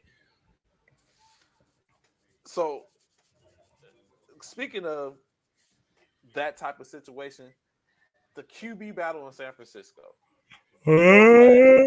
Because I've heard rumors, but let's hear what you have to say there, sir. I've heard the rumors. I think Sam is going to get the starting position. Sam who? I want to Sam Darnold. Over Sam is going out over Trey. Yeah, I think Sam is going to get the starting position over Trey. I know how Trey. You just said y'all paid too much money for Trey to be riding this bench. I'm going off of Trey's injury history. I think they're gonna have to bite the. I don't like it. I think go because I've been saying it. I've been saying they need to bite that bullet. They're gonna have to move Trey Lance. They're gonna probably have to move Trey Lance. I think at this. I've said Trey is saying everything I've been saying that they had to give me that dude. Bro. It's hard, man. You gotta look at they spent all that capital to get Trey Lance. I said that they're gonna have to check that up as a loss. Take them to the Super Bowl and then bring in. Thank you, Anthony. Thank you, Anthony. Thank you, Anthony. I said they're gonna have to swallow that one. They're gonna have to swallow that one, bro. Yeah. They're gonna have to swallow that one. They're gonna have to hope. What they're gonna have to hope is that someone's doing bad enough that they're really gonna take Trey Lance off their hands. Because even Sam has to be doing immaculate to hold off Purdy. Purdy, that part. If Purdy comes back with the same energy that he left before the injury, Sam is going to have to do that. He's gonna be nipping at his heels. Nipping at his heels. I think we're in a good position because I know without a doubt they're going to keep 3 quarterbacks. Because if we would have had 3 quarterbacks last year, I would have even took Baker Mayfield as a 3rd quarterback last year for the opportunity to help keep us in the Super Bowl. I mean, in the NFC Championship last year. But I mean, it is what it is. Right. But I don't think Purdy's going to be ready for Week 1, Anthony.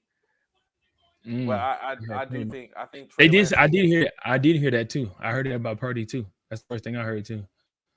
Yeah, Purdy may be the starter. I heard that. Yeah, Purdy might be the starter Week 1. So what we do know, right, and what is always, I think Jalen Hurts as well as Brock Purdy are going to have slow to mediocre starts. And the reason I say this is they put out enough tape to where now people see, okay, we can stop them. Jalen Hurts didn't have a full year starting until last year, and he showed people they know how to stop him. Same thing that happened with Colin Kaepernick when he first started, Robert Griffin when he first started. The next year around, it was a problem. Same thing's going to happen to Brock Purdy. Same thing's going to happen to Jalen Hurts. It didn't happen. It didn't happen with. It never happened to Michael Vick. It never happened to. It never. It hasn't happened with. It hasn't happened with Patrick Mahomes, as well as it ain't happened. What Baltimore? Jackson. Lamar Jackson. Hasn't happened with them. So I feel like I think it's going to happen with Purdy and Hurts. I think they're going to get slowed down. For me personally, I would be silly to think that they're going to come back and both of them are going to come back and do what they did last year. I think when you say do what they do, to have the same type of success that they had last year. I think it's not to say they can't have it. I just think it's going to be a little harder because now there's tape out there for them. Purdy got 6 games of tape out there, which might not be enough. He might be able to get past because just like Jalen Hurts had some tape out there initially because he got some starts the previous year, but it might not have been enough for when they look at it like it's a whole year going forward. But I think Jalen Hurts there's going to be more teams looking to stop Jalen now based upon last year. And he's going to now keep in mind. But this is why Jalen Hurts is going to fool everyone. You said it earlier. Different coaching staff. That might be, and I was about to say that might be his saving grace. Now you have different someone that's coming in that's looking and be like, you know what? I want to utilize Jalen Hurts in this way, in this form, in this fashion, which might basically make it a little bit harder for them. Different coaching staffs, so therefore you're going to get a different look of Jalen, which I think is what's going to catch everybody off guard because now you're looking at Jalen. You don't know what to expect. You know what his athleticism shows and stuff like that, but you don't know what to expect as far as offensively offensive plays.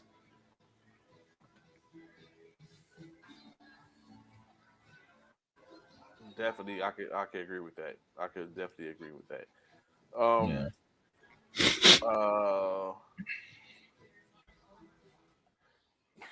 What's another? Is there any more over? Oh, the play calling in Dallas.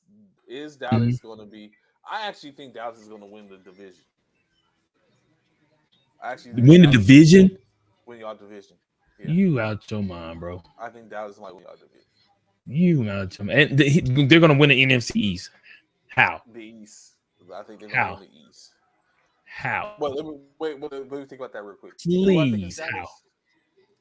It's us, Dallas, Washington, and the Washington, and Giants. so I don't think it's. I don't think the Giants. I think Giants are going to be at the. I think y'all division is going to be the hardest division this year. I say that. I think y'all going to have the hardest division this year. I think Okay, that's that's going to be fair. it. But I just don't think that Philadelphia is going to win the division. I definitely don't Why think wouldn't Philadelphia is we? going to win the division. Why would y'all? Because we have everything except it's the same except Miles Except Sanders, for the the coaching, except and the coaching except staff. for exactly. I think that's going to be a little too hard to overcome. I'm not saying y'all going to do bad. I just think y'all don't win the division. Mm. I think you got and even this it might not even you know what, I might have to retract that. Maybe it doesn't go to Dallas. Maybe it goes to Washington. Maybe Man, Washington stop. was a Now you division. drinking. Now you. I need you to step away Okay, from maybe the that's a drink. little as part of our Yeah, you. conversation. Yeah, I Okay, think you so need to. maybe it is Dallas. I think it would I would say New York, based on the fact that they made it last year to the playoffs, but New York doesn't have a wide receiving core, and that Right. is going to be they're not going to with Saquon holding out. I don't foresee it. So it might be, and the only reason I say it might be it won't be Washington is based on the fact that they're not solidified at the quarterback position yet. Mm. But Right. Right. I don't think Philadelphia is winning the NFC East this year. I think the NFC East is going to be one of the hardest conferences, and I don't think Philly's going to win the division. It's going to We're be going 15 back to back. years. It's going to be 15 years since it's going to be 15. Still, it's going to be another year that a team has not won back to back in the Nope. NFC It East. ends this year. It ends. We're winning back to back. This is where it ends. Where we win back to back. NFC East champions or winners. This is the year. This is our year. We're going to win. Our defense has gotten so much better.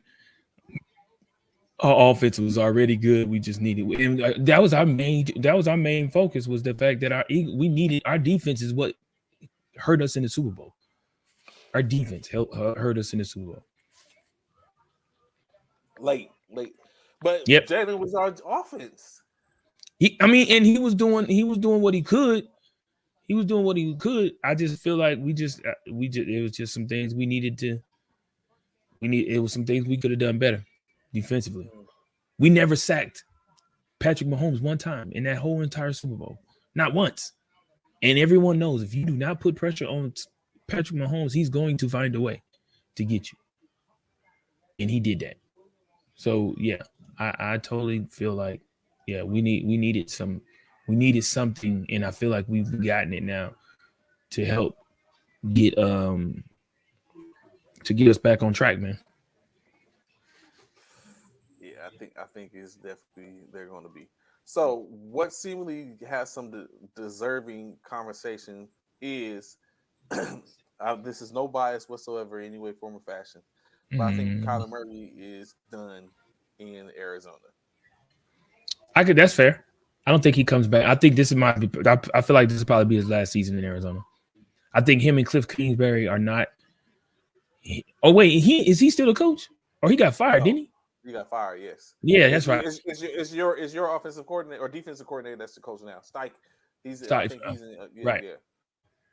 So now let me recant that. Now so at first if Cliff was You still know there, what? Okay. yeah. Now if Cliff was still there, I definitely felt like Kyler would have been Kyler's last season in Arizona. But with a new coaching staff, it'll be the first season together as a staff with Kyler. I don't know. We'll see. We'll see how Arizona do. Again, Arizona's now they don't have D Hop, so Kyler is looking for a premier receiver to come out and be that guy for them. So we'll have to see. We'll have to see. Um, so I don't know. Speaking of Cliff, he's actually in USC. He's He's in actually the at who? USC. He's at USC. Cliff Kingsbury? Yeah, he's offensive analysis at USC now. He went back to USC Oh, it ain't like because that. remember he was supposed to take over the offensive coordinator position before he got offered the head coaching spot in in Arizona. But now he's an offensive analyst with the Trojans. It ain't like it's gonna matter. It's gonna matter tremendously. Now, what is not going to matter is, but it doesn't affect me any way, form, or fashion, because I realize that Lincoln Riley puts out great college talent, without a doubt. He what? He puts out great college talent, but that talent doesn't mean for anything once it gets to the league. What do you mean? All the quarterbacks from Oklahoma, minus Jalen Hurts. But there's what you mean minus? But what do you mean minus Jalen Hurts? What? Minus Jalen Hurts has been trash in state. But I got Kyler Murray has not been. Kyler Murray has not been trash. Jalen Hurts. Stop it, Trey. Kyler Murray has not been trash, bro. Kyler Murray hasn't been trash? No. Remember the year before? Not this past season. What was his first? No, he has not been trash. His rookie year was the only time he wasn't trash, and that's speculative because he ain't do too great then. But since then, he has been garbage. No, he's been hurt. No, bro, stop it. And I get it. And of course, you're gonna say Baker Mayfield's been trash too. Here, boy, you need to stop. You so need to stop, bro. You need. He's that bougie garbage, bro. You need to stop, bro. Him and Baker. Bro, the only one that the hate is so real, bro. The only one that hasn't been is Jalen, and I sit up and say that with a grain of salt because technically Jalen. Here we go, Alabama. Here we go with the. So was Kyler Murray. Kyler Murray came from Texas A&M. If you want to do that, if you want to do that with Jalen Hurts, Kyler Murray came from Texas A&M. Like I said, and Baker Mayfield Baker Mayfield is from somewhere here too. In college, under Lincoln Riley, they were great. When they got to the league, however, it's been a difference. Even with Rattler slowed down, but he was a problem at the end of the season at South Carolina, and he's put himself back up in potential Heisman Trophy hopeful already based on his performance and what he's done in the past. So Lincoln Riley puts together some good talent in college. It's when they go to the pros that's speculative. So, well, we're gonna see who Williams is going to win the Heisman again. He didn't deserve to win it the last one. Stop lying. He did not. He did not. Who was better? Oh my God, Stetson. Bro. Let's be real. Let's keep it 100. And this is no bias whatsoever. If Williams would not have been injured in the first quarter of the Pac-12 championship, the Pac-12 would USC would have went to the CFP and probably would have challenged. Probably would have what? No. Would have challenged all of them. No. Bro, you know nobody coming out of the Pac-12 is a challenge coming into the CFP. You know that. You know that. No one. Stop it, Trey. I know that's your conference. I get it. But no one out of that anymore. I'm Big Ten now. But you know what I'm saying? When have y'all switched? Have y'all already joined? Since next year.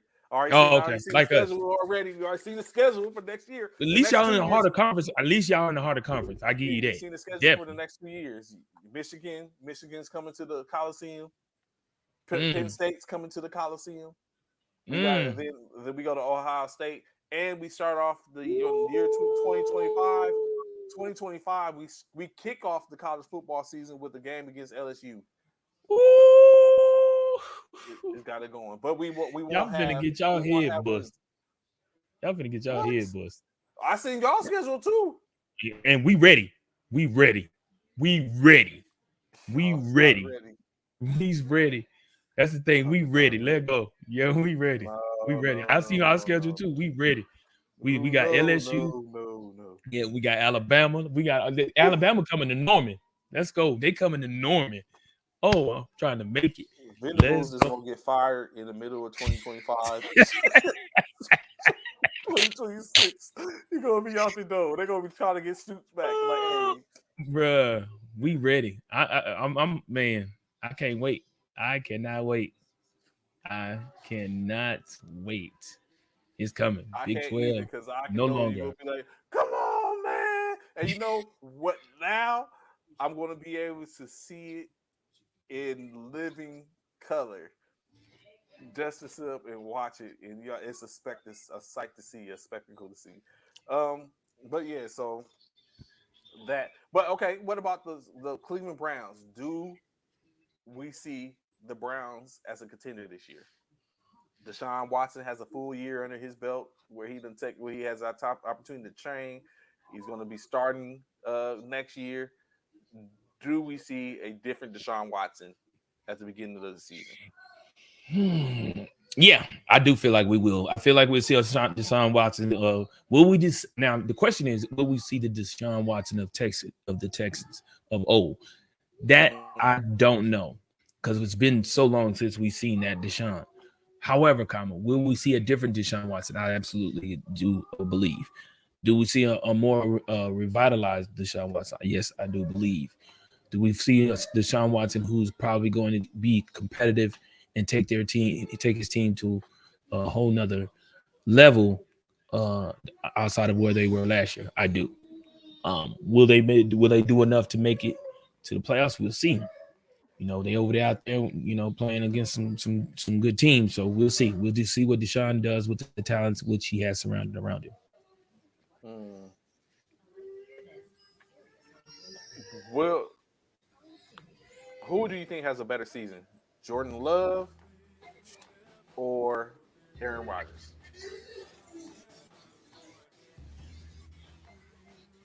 That's a good question.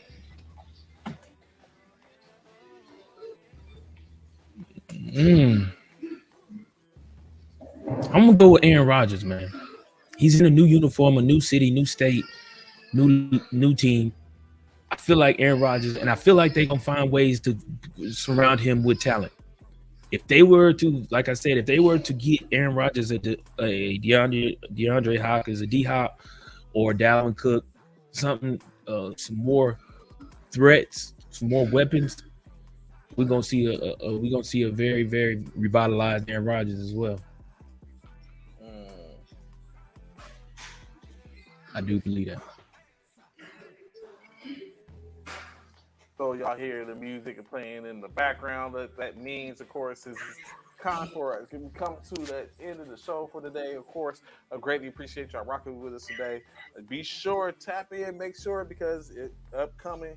If y'all ain't been paying attention, if y'all follow CD Certain People, Timo, Wayne, going back and forth on social media in reference to the men's and women's AAU Battle of the Shields that's going down July 7th through the 9th in Orlando. Eglin Air Force Base, defending champions. There's a lot of talk that people's coming for that title. At this point, Timo has claimed to the title, posting up and holding up the trophy and everything, flexing and showing it on social media and letting it be known that they are who everyone should be gunning for. And then, of course, later on in the year, September timeframe, the Military Basketball Association will be having their All-Star game in Oklahoma City. So, of course, that's two more you can put on your calendar. July 7th, September 16th. Military basketball is still live in effect. Of course, you got the College World Series Championship still in effect. Major League Baseball making their trek down the runway. And then we started run back USFL still in effect currently. NFL making this track around the runway. Before we get to that, tomorrow, the NBA draft for 2023-2024 is about to go down. We'll see outside of Victor Wembanyama who is next up. It's all about the sports. Sports is live in effect. Greatly appreciate y'all tapping in, watching, checking in with us this morning. Y'all know where to find us. Most like Mondays and Fridays, same time, same channel. my good cohort, any last words before we go? Oh yeah, real quick, man. I just want to put out there, man. Hopefully everybody have a blessed.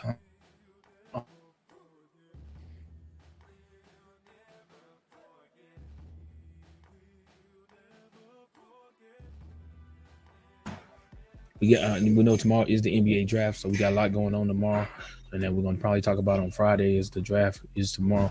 But also, I want to one correction. Trey tried not to give my girls their credit. It was that was the Oklahoma Sooners three-peat of the soft three-peat. It was okay. It was back to back. No, it was the three-peat. You're right. It's the three-peat. So we're working on our four-peat. So that's what it is. So I just want to make sure we give mad shouts out to that because that's exactly what it was. It was a three, and I thought it was, but I wasn't. I wanted to make sure for sure. You have to go back. Appreciate you. You're right. It was back to back. Yeah, that's right. It's a three-peat. So with that being said, man, like I said, y'all enjoy. Y'all be blessed. Hug on someone, love on someone, tell them you love them. Have a great and blessed day, and we gonna holler back at y'all. Y'all be safe. Cyro 5 Military Fraternity Incorporated. Y'all be easy.